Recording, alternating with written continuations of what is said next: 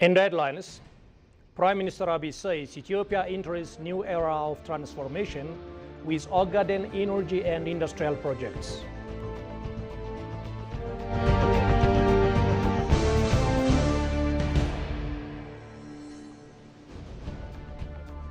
And Africa urged to safeguard indigenous knowledge amid rising digitization.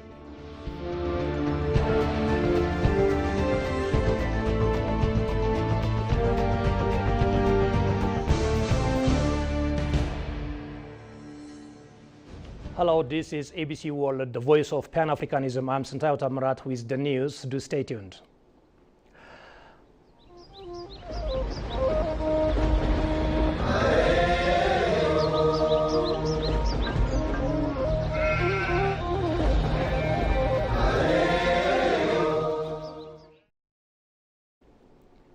Prime Minister Abiy Ahmed has extended his heartfelt congratulations on the occasion of Irrecha 2018 Festival. The annual Thanksgiving Festival of the Oromo people is scheduled to take place over the weekend in Addis Ababa and Bishoftu under the theme Irrecha for National Revival. The Hora Finfinne Irrecha is set for Saturday, October 4, 2025, with Hora Harsadi in Bishoftu will be celebrated on Sunday, October 5, 2025. In his message ahead of the festival, the Prime Minister highlighted that Irrecha is a Thanksgiving ritual through which the Oromo people express gratitude to the Creator for the past blessings and seek His mercy for the future. He noted that the festival reflects the Oromo belief that life multiplies and that the seeds sown bear fruit with the guidance and blessings of the Creator. The Prime Minister observed that this year's celebration holds special significance as it follows the inauguration of the Grand Ethiopian Renaissance Dam GERD on the Abai River, a milestone in meeting the nation's long overdue energy needs. He also underscored Ethiopia's ongoing efforts to secure direct access to a seaport, noting that the country is pursuing this goal peacefully and legally, and that these efforts are gaining recognition from the international community. The Prime Minister called on participants to uphold the core values of Irrecha, peace, mercy, and unity, and urged them to work diligently for the country's success. Prime Minister Abiy Ahmed has highlighted Ethiopia's bold energy and industrial projects as game changers for industrialization, fertilizer production, and food self-sufficiency. Speaking at the inauguration of the first phase of the Ogaden liquefied natural gas project and the foundation laying of the Gode urea fertilizer plant and Gode oil refinery in the Somalia region, the Prime Minister said Ethiopia is entering a new era of transformation. The 1,000 megawatt gas energy project, half of the capacity of the Grand Ethiopian Renaissance Dam, is set to power both factories and farms. This project will light the way for Ethiopia's industrial and agricultural leap forward, Abiy declared, emphasizing that the reliable energy on this scale will cut import dependence and boost national food production. አዳዲስ ጉልበት ታጥቀን አሁንም እንደትናንቱ ፈጣሪያችንን እያመሰገን ከመሄድ እንዳትቦዝኑ አደራ ልላችሁ ፈልጋለሁ።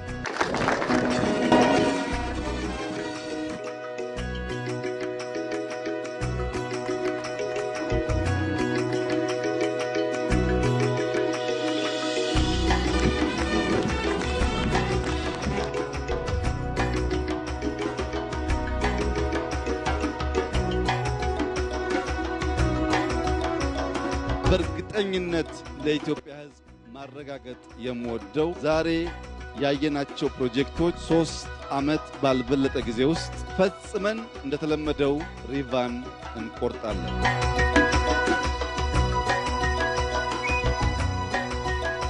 ኢትዮጵያ በልጽጋ የምትራብ ሰላም የምታጣ ሶማሊያ፣ የምትራብ ሰላም የምታጣ ጅቡቲ፣ የምትራብ ሰላም የምታጣ ኤርትራ፣ የምትራብ ሰላም ታጣ ሱዳን ሳትሆን በጋራ የምንበለጽግ ስለሚያደርገን በጀመርነው ትላልቅ ነገር የማሰብ ትላልቅ ነገር የመጀመር በፍጥነት Let me assure you that our vision of prosperity is not one that stands alone. Ethiopia's destiny is inseparably bound to that of her neighbors. A future where Ethiopia flourishes while Somalia, Eritrea, or Djibouti languish in poverty is a future unworthy of our dream.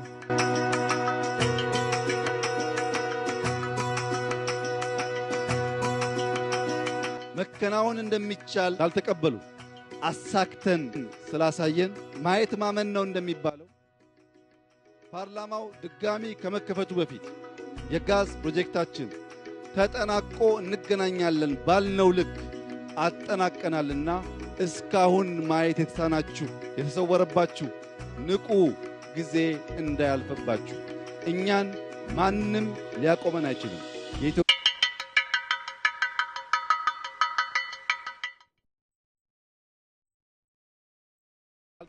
And experts at the high-level convening on the future of biodigital technologies in food and agriculture have raised concern over Africa's limited control in the global digital economy, warning that the continent risks becoming a mere data provider rather than a beneficiary of technological advancement.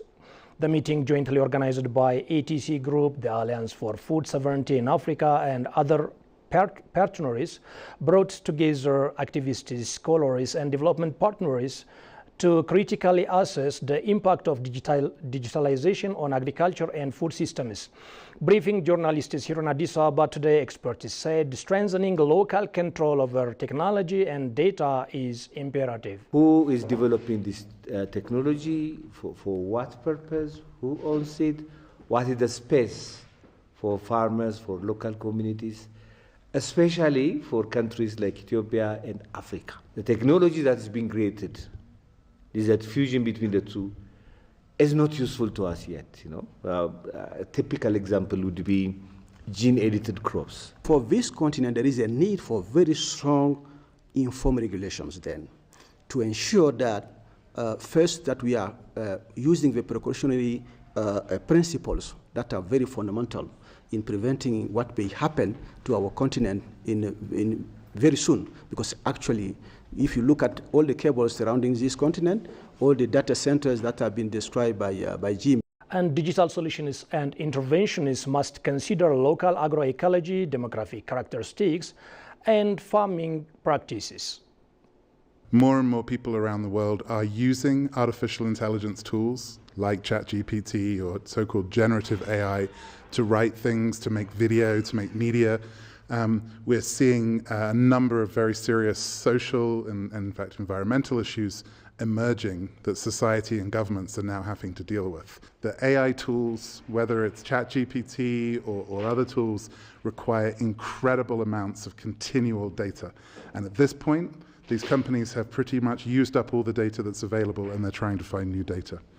The second is that they need electricity, energy. We're seeing a massive build-out of data centers. These data centers, there's about 111,000 of them so far, but they're massive data centers. Each gigawatt data center that gets built has about the same energy requirements of Addis Ababa. Collaboration between governments, civil society, and research institutions is essential to ensure technologies serve local communities rather than external corporations. We want to develop and start to have a narrative on agroecology appropriate technology, technology that is developed with an agroecology paradigm and really developed for farmers, and farmers being the center of this development. So we believe, and we already have stories of local grassroots innovations that are working very well for farmers, but they're not given the level of attention they deserve because of all these new digital technologies. So one of the things that we're doing in this meeting is to talk about the stories of local innovation, local grassroots innovations that are actually working. Ethiopian Policy Studies Institute said Ethiopian households are demonstrating remarkable resilience in the face of escalating climate change impacts. However, experts stressed the urgent need for strengthened support and targeted interventions. Kasaun Chane reports. Amid growing concerns about the escalating impact of climate change, a validation workshop held in Addis Ababa shed light on the resilience of Ethiopian households. This extensive study tracked changes in intra-household responses, examining the diverse challenges communities across Ethiopia confront due to a changing climate. In his welcoming remarks, Fiqadu Tsagga, Director General of the Ethiopian Policy Studies Institute, PSI, underscored the urgency of comprehending climate change impacts at the most fundamental level. Climate change related shocks remain a major threat to smallholder farmers. The recent catastrophic drought in Borana, Somali, Bali and southern Omo areas, landslides in Gamogofa and many parts of the country, and unusual flooding across Somali, Oromia and Afar have resulted in the displacement of millions of households and loss of lives. All these events show that the country still has work to do in building a sustainable and resilient economy and society to withstand climate shocks. I believe that combating the impact of climate change by building resilience requires the collective responsibility of all stakeholders at different levels. Complementing this, Mikhail Adnor, Country Director of Oxford Policy Management (OPM), highlighted the indispensable role of joint efforts, stating that partnering for impact is essential in addressing climate change effectively. The path forward rests in 4 pillars: integration, embedding resilience in all of our sectors, through data, building the systems for anticipatory and adaptive action, having an inclusion, ensuring youth, women, and marginalized groups are in the center, and partnership, strong partnership that unites the government leadership with academia, practitioner, and development partners. In closing, the Ethiopian proverb reminds us, when web unites, they can tie up a line. The rebel and the Saracen. The line for us is climate change. Alone, no actors can defeat it. Together, through evidence, trust, and partnership, we can not only confront, but turn it into a force for resilience and growth. Professor Fintar from the University of Copenhagen Development Economics and Research Group provided an insightful introduction to building resilience in Ethiopia, outlining the critical importance of understanding climate change impacts at the local level to inform effective interventions. And one important point was that, and it was expressed actually in a lot of different... Further discussions saw Dr. Peter Fisker introduce a topic of household demography characteristics, agriculture, production and technology adaptation, while Dr. Makhonan Bakala elaborated on agriculture, production and technology adaptation. That winds the news for the hour, and a quick reminder of top stories now. Prime Minister Abiy says Ethiopia enters a new era of transformation with Ogaden energy and industrial projects.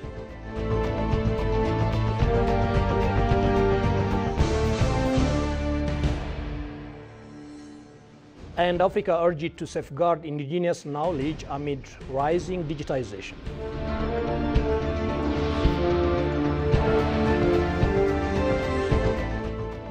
Thank you so much for watching ABC World, and happy Irecha Festival. See you.